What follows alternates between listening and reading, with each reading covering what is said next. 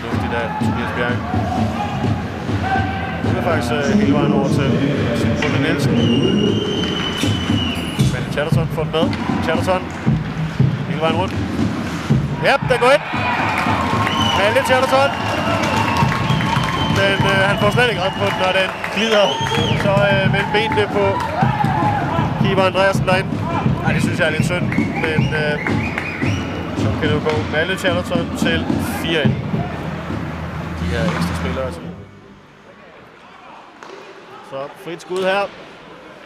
Stor mulighed til Jonas Sligting, men overpasserer sit skud. Så er det Malte Chatterton med pladsen anden vej. Han har Tobias Bjerg med Malte Chatterton, og han scorer! 4-3 til Aarhus. Det er resolut af den unge Chatterton. Har altså et fornuftigt skud fra distancen, og det viser han her. Ned i venstre hjørne mellem handske og benskinden. Opspil her får altså lige nøjagtigt. Kommer fri, har en spiller med derinde, men det er han sådan set ligeglad med. Sigte efter vandflasken nettaget, og så... Bjerg, der var fuldt med. Der har fået selskab af Andreas Chatterton her. Andreas i sidst anfører Mathias Holmlund for Odense på en smuk assist af Rodes Rasmus, kan vi vist godt tillade os at sige.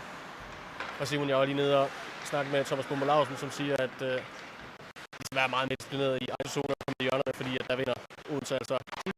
Med det samme, som ser med Chatterton 3-2 til Aarhus. Det er de bedste for. Og i Aarhus spilsystem